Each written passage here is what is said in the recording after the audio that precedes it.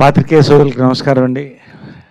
Hero గారికి, writer గారికి, producer గారికి, నూతన టీం అందరికి నమస్కారం అండి.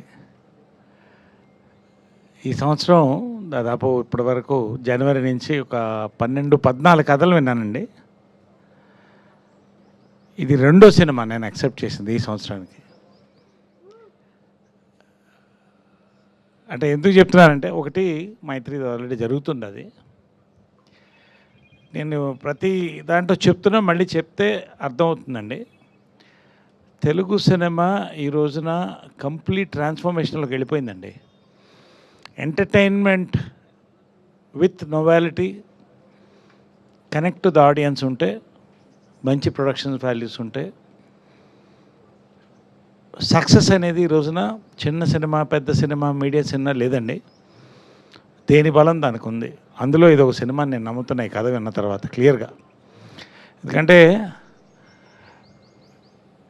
నాకు ఆయన మణికంఠ వచ్చి కథ చెప్పినప్పుడు అండి, దాదాపు 1 hour 40 minutes విన్నాను. నేను డీటెయిల్గా వింటాను ఏ కథ అయినా కూడా, నా క్యారెక్టర్తో పాటు. నేనుగా అంటే ఒక యాక్టర్గా కథ ఒప్పుకునేటప్పుడు అఫ్కోర్స్ డెఫినెట్గా మంచి ప్రొడక్షన్, మంచి హీరోతో పాటు మంచి కథ, మంచి క్యారెక్టర్ ఉంటేనే ఒప్పుకుంటానండి. అలా అన్ని హంగులు ఉన్న సినిమా ఇదండి. 100% నేను చెప్తున్నాను ఇక్కడే, ఎందుకంటే నేను ఎక్కువ చెప్పను. ఒక కీ రోల్ ప్లే చేస్తున్నానండి. ఇంకా చాలా మనం మాట్లాడేది ఉంది. నారా రోహిత్ అండి, మేము ఫస్ట్ ఇన్నింగ్స్లో మేము కలిసి పనిచేయలేదు, కానీ ఆయన లాస్ట్ సినిమా చాలా మంచి సినిమా చేసాం, సుందరాఖండ. నాకు చాలా ఇష్టమైన cinema. Fairly did well in the box office. రెండోది ఓటీటీలో పెద్ద హిట్ అయింది. కాక ఒక అద్భుతమైన సబ్జెక్టులు ఎన్నుకుంటున్నాడు రోహిత్ మళ్ళీ అనేది ఒక క్లియర్ ఎస్టాబ్లిష్మెంట్ ఆ సినిమాలో వచ్చిందండి. One of my favourite subjects. అంతకన్నా మించిన సబ్జెక్ట్ ఇదండి. భలే భలే మగాడివై ఎందుకు ఆ మాట చెప్తున్నానంటే, హీరో పెయిన్ ఆడియన్స్ కన్వే అయితే సినిమా హిట్ అవుతుందండి. ఏ కథలోనన్నా. ఈ కథ నారా రోహిత్ నెక్స్ట్ లెవెల్ చూస్తారండి. పర్ఫార్మెన్స్ కానీ, క్యారెక్టర్ కానీ, రెండు కూడా 100%. ఎందుకంటే రైటింగ్లో ఆ దమ్ముందండి.